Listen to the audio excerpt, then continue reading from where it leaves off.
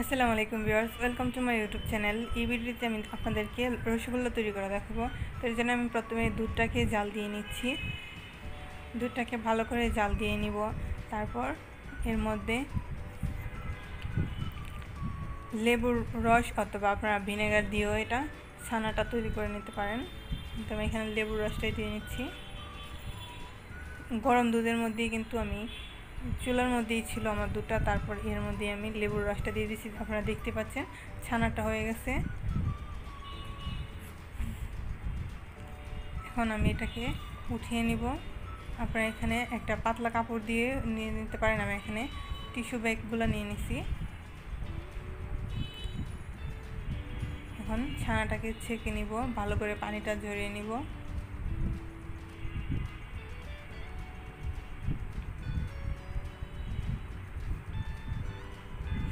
আমি এখানে খুব অল্প দুধ দিয়ে তৈরি করছি, আর আপনারা বেশি পরিমাণে নিলে এই প্রসেস করেই নিতে পারেন।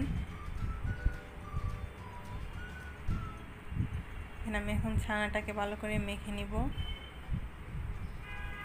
এর মধ্যে আমি এখন একটু লবণ দিয়ে দিব চিনি। এখন এটাকে ভালো করে মেখে নিচ্ছি। মাখার পর আবার গুঁড়ো দুধ দিয়ে দিব।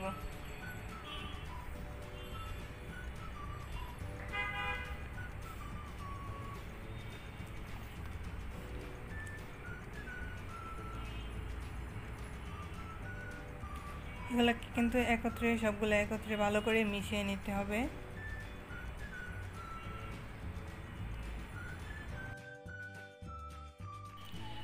ডোটা তৈরি করে নেওয়ার পর হাতের মধ্যে একটু ঘি দিয়ে নেবেন।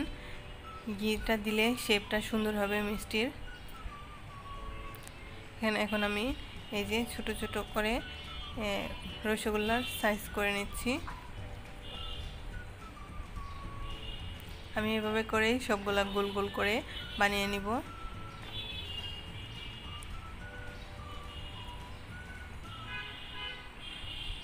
তো আমার রসগোল্লাটা বানানো হয়ে গেছে। আমি এখন শিরা তৈরি করে নেব। এর জন্য চিনি দিয়ে দিছি, তারপর দিয়ে দিব পানি।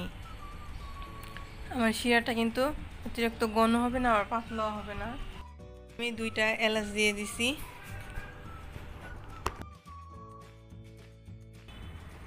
এলাচগুলো আমি উঠিয়ে আবার ফেলে দিব।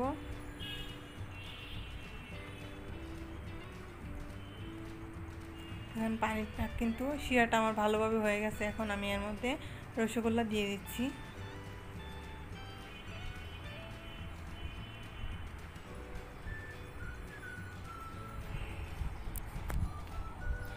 এটাকে 2-3 মিনিটের মতো জাল করে নিলেই হবে। তা না হলে কিন্তু বেশিক্ষণ জাল করলে শক্ত হয়ে যাবে রসগোল্লাটা। তো আপনারা দেখতে পাচ্ছেন আমার রসগোল্লাটা কিন্তু তৈরি হয়ে গেছে। দেখেন শিরাটাও ঘন হয়ে গেছে ঠান্ডা হয়ে যাওয়ার পর। তো আপনাদের কাছে আমার এই ভিডিওটি ভালো লাগলে অবশ্যই একটি লাইক করে দিবেন। দেখতে পাচ্ছেন কত সুন্দরভাবে রসগোল্লাটা তৈরি হয়ে গেছে।